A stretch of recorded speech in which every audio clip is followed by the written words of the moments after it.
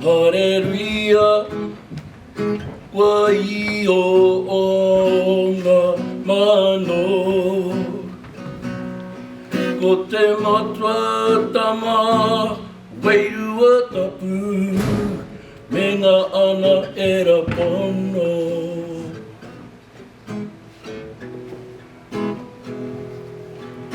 Te arepa, he o me ka piriwiri tua hanuera. Ko te mangai he tautoko mai, angai ai.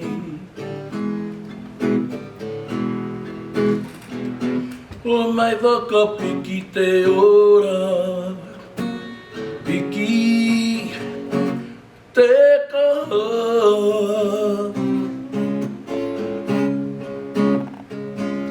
Whakapiki te maramatanga, me te rangi Māori e.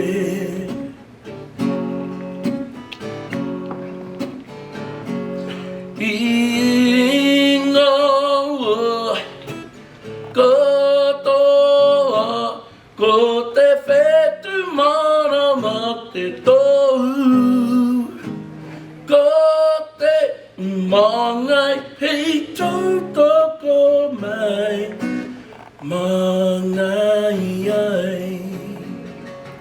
A tēnā tātou katoa.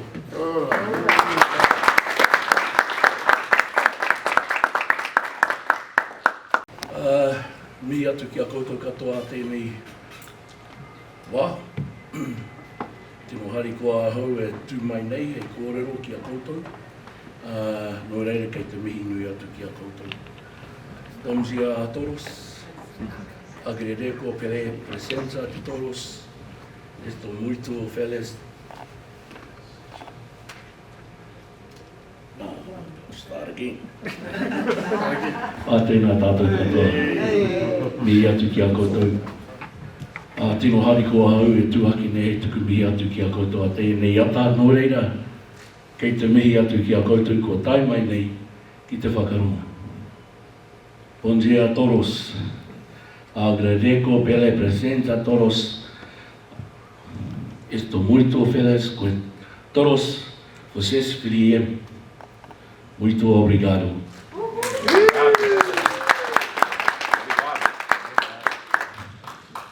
I'm happy to be here this morning, and I'm honoured to be able to share a little bit about the research that I've had the opportunity to look into over the years, or reach back into. There's this notion that is shared by my whanaunga, Shelley Spiller. She talks about this notion of reaching back into te ao kore, taking back from there and bringing it into the light. Te ao kore and te ao Māori is the world of darkness. And for many of us that have grown up in colonisation, te ao Māori is a very dark place for us. We've lost lots of our connections to that space. And because of that, in terms of our research, we've had to delve back into that space to bring that knowledge back into the light. And for us, it's a journey and a half. It's a very, what's it called? It's very emotional, because you're actually reconnecting with your ancestors, your tupuna. And so it is a very emotional journey, and to have to bring that knowledge back into the future is really uplifting, enhancing the one's mana. So yeah, please bear with me as I go through with my presentation.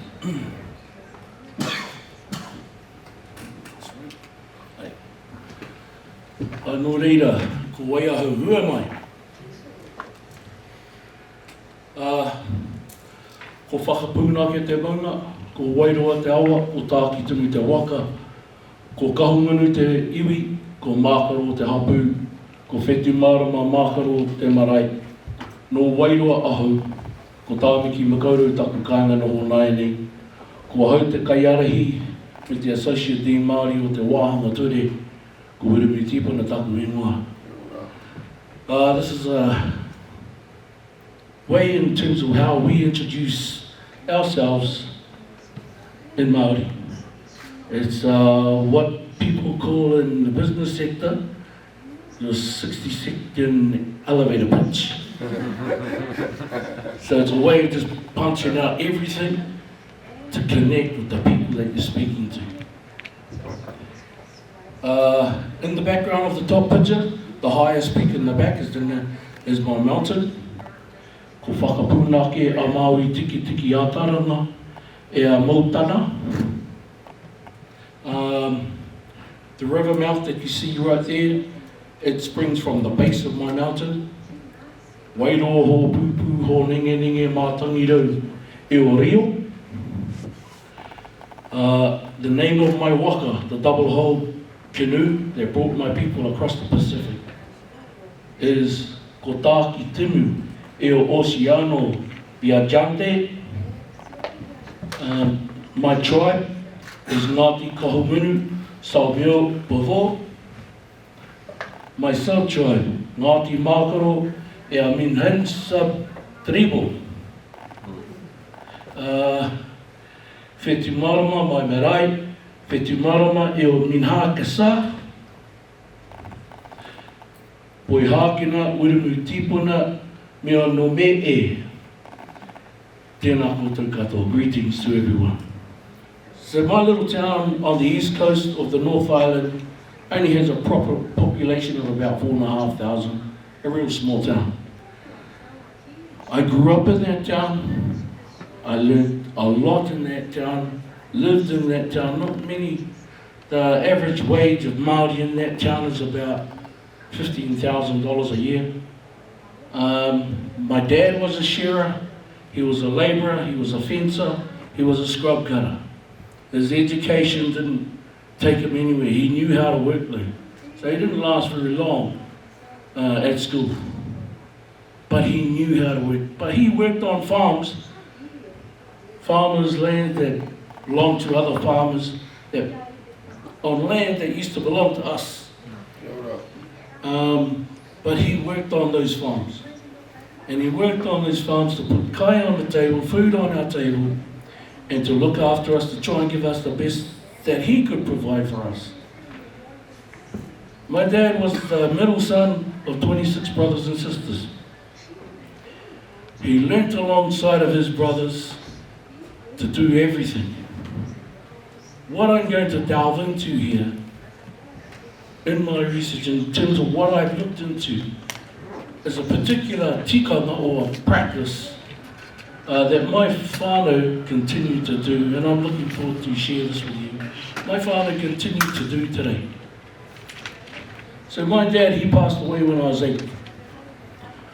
And in that time, I had a stepfather. He was a farmer. He didn't like me too much, so I couldn't wait to get out of Dodge. Yeah. So as soon as 17, I reached 17, I got out of there because I knew there was the invisible unwelcome sign always above the doorpost of my house. And when you're going through that stuff as you're growing up from 8 to 17, you live with that all your life. And therefore you become whakamā, you become shy about being Māori. So I ran from it. Yeah, I ran from it. Ran to Auckland.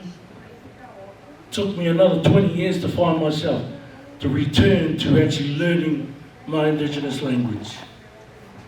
And it was at that time that I was able to reconnect with this whakapapa, this way of introducing myself. And with introducing myself through this pathway, I was able to reconnect to my mountain.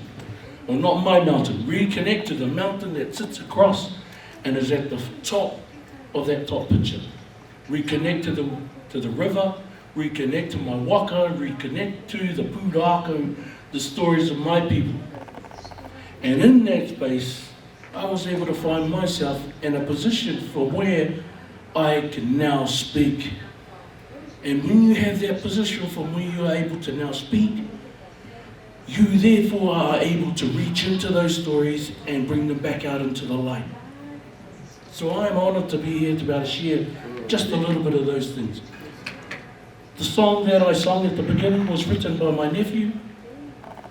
And if you don't know much about Māori culture, or Te Ao Māori.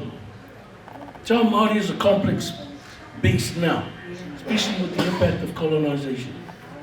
Now this particular waiata that was written by my nephew, it's a whakamoimiti, or a blessing, from the Rātana Church. And I'm just going to clarify this part for you. My grandparents, my dad's mum and dad, they come from a time where they were always very scared of the dark. They were scared of the dark because there's this thing back home called Te Whare Maire. And Te Whare Maire was a house of black magic. They were scared of it, and they were scared of all those types of things that happened. Hence, my nan and my grandfather took all my dad and his brothers and sisters and turned them to this particular faith, Te Hāhi Rātana. And so this particular faith, even though I kind of only lived with it for about 8 years, the first 8 years of my life while my dad was alive, was kind of really my own touchstone to Te Ao Māori. I remember having a kōrero with Te Wharehuia Milroy on a trip over to Rarotonga one year. And I said, the karakia and the whakamoimiti that they have within the Rātana Church, it kind of feels he kōrero o kawa i ngā wā katoa. However, he said to me, Carl, the reo that he had and was using at that time was the reo of the people at that time. It's not trying to be any way this way or that way. That is the reo that they had, that's the language that they had, and that's the language that they use. Don't denigrate the language, don't denigrate the reo. And so I took a step back in that space and thought, no, okay. Understanding where that comes from and how that is placed within the language of Te Reo Māori was a really interesting space for me, because I was trying to become a little bit more critical in terms of that space. But I learned a lot just in that personal conversation with Professor Wharehuia Milroy. Anyway, let me carry on, please.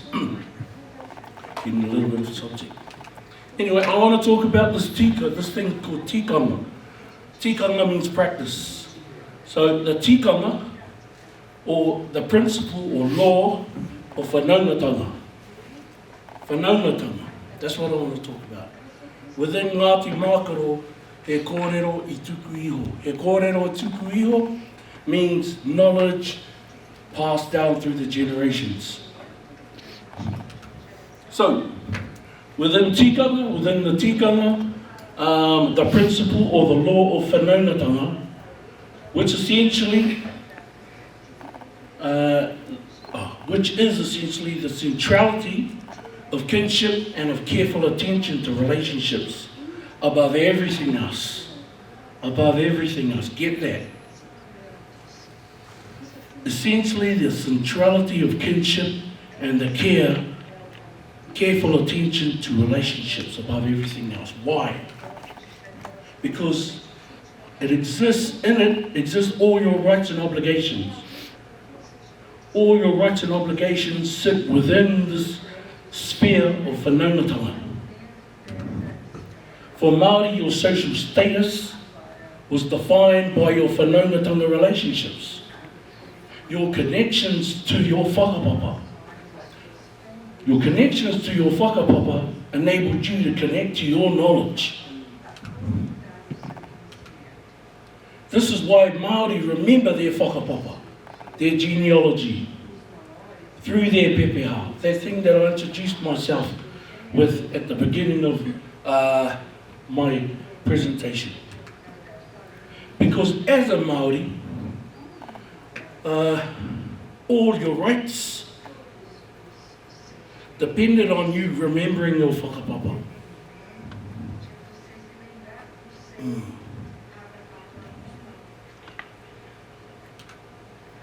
Because within whakapapa exists your rights to mātauranga, to knowledge. A couple of days ago we heard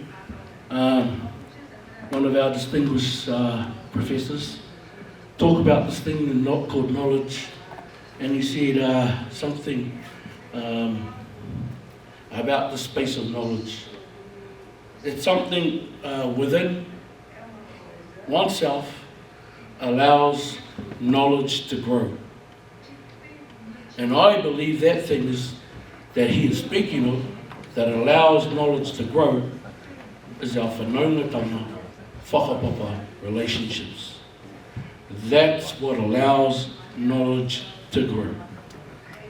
It allows it to develop. It allows it to become new, move into another sphere, move into another space, create new knowledge out of that. Because if it doesn't, it becomes stagnant.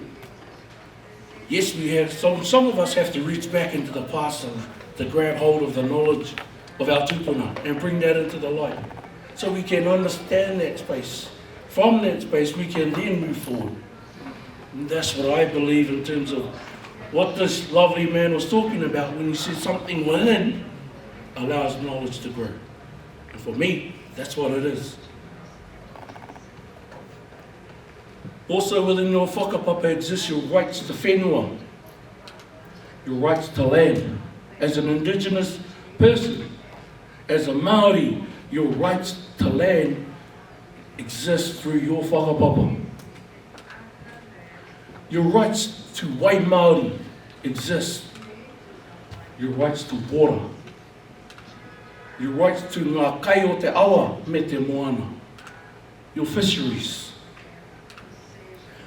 Ngā opapa. Minerals. Me and rawataiao. The resources of your whenua and your moana. Your whakapapa gives you an obligation and rights to those. It allows you to have a connection to those. It doesn't allow you to own them though.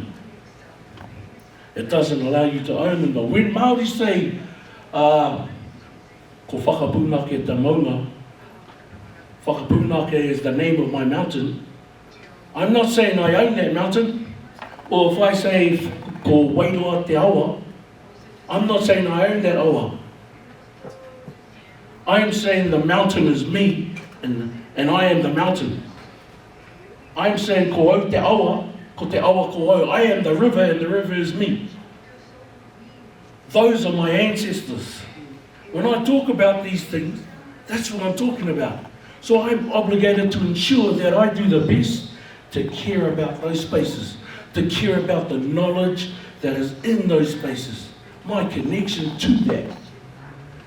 And it is when my whenua, the whenua of my son, is planted in the soil back home, that my whenua is put next to my whenua in that same place. My connection to my whakapapa connects me to that. And it's about understanding the space of where we come from as indigenous people as being part of the land, part of our space, our area. That space of property, ownership, that's a northern hemisphere space of thinking. It don't come from indigenous minds. It don't come from a Māori mind. The Māori way of thinking is that we are the land and the land is us. We are the water and the water is us. Much like that waiata of Stan Walker's.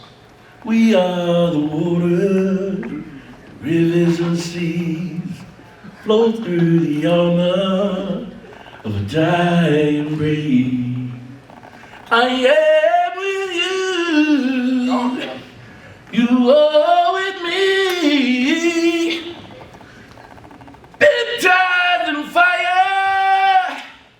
We're lions in the breeze. What? Sorry, crazy voice.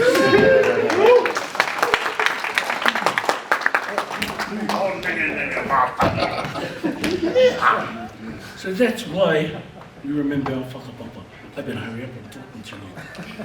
Okay, intergenerational knowledge transmission, Ngā Mātāpuna. This is delivered in two main ways for us, as a hapu, as a whānau.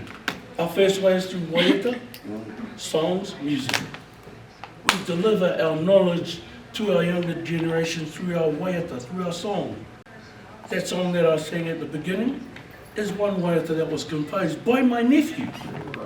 There are waiata that were composed by my grandmother, my uncles and aunties, my dad, and then my tupuna. The other method is ngā mahi ngā kai, o te wai me te whenua, sorry.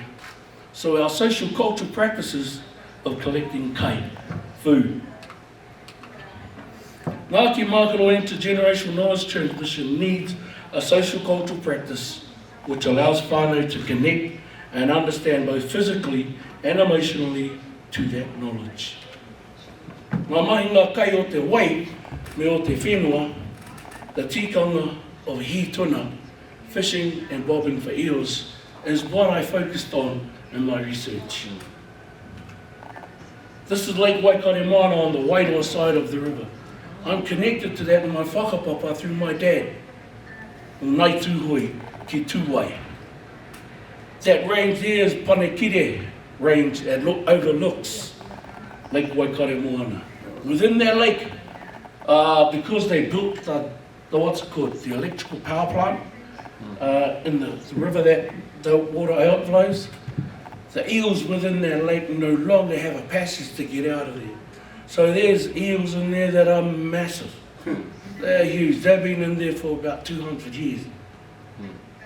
They're huge eels. They've frightened the heck out of trout fishermen in their boats as they've seen them swim past their fancy boats that they go fishing in our lake over there. Yeah? So that's Lake Waikaremoana. This is Moko Falls. This is more in the Uruwera National Park, which has been reclaimed by Ngāi Tūhoi. This particular falls feeds into Lake Waikaremoana. This part here is on the coast between out by Wairua. And so this little part here is called Iwi Te Whakaki. In those lagoons, lots of eels in there, tasty eels.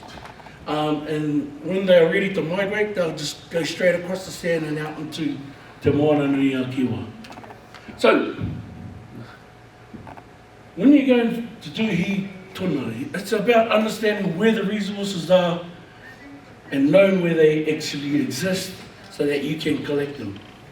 It's also about understanding your relationship with the environment to know when the best time is to go and prepare to go eel. So this is me and my son just preparing the job to go catch eels. So there, I'm in the forest digging for eels, for worms. They're massive, but they used to be way bigger than that. In that time, they were what we used. We would thread them onto a whitau. A whitau is a string made out of flax. We would carve a long needle out of manuka, and then we would slip the string onto it and then slip the worms, or noke, papa, onto them as well. And so, this is me helping my son to make a ball. And this is what we use to tie on a string on our wooden rods to catch our tuna. The bottom one there is, you can see on the bottom right hand side. When you actually bring it up, you're actually trying to look at ways to increase the catch process of your eels. Because if you know what eels, their mouths are like files. Their teeth is like a file. And so the muka inside the worm, once you've threaded it on to make a bob, actually gets stuck in its teeth. So it's not a hook. You see, a lot of people these days, they'll use a hook to gaff it. And so it doesn't, this particular process doesn't harm the tuna. It actually uses the environment, the tuna, what the tuna has naturally, or the eel has naturally, to grasp hold of the kai, or its kai, and then from there, it's about gently pulling it out of the river. So that's a practice that has been happening in my whānau for many, many generations. And just as a finish, pictures of my son and my cousins with our kids going eeling. Anei te whakatake e whakakapi ai, just the closing proverb. Utia te rito o te harakeke, kai e te kōmako e kō, ki mai ki a hau nei, he aha te me nui o te ao.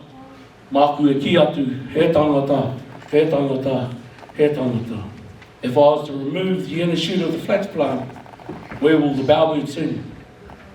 If you were to ask me what is the most important thing in this world, I would be compelled to tell you, it is people, it is people, it is people. Nō reira, tēnā tātou katoa, kia ora.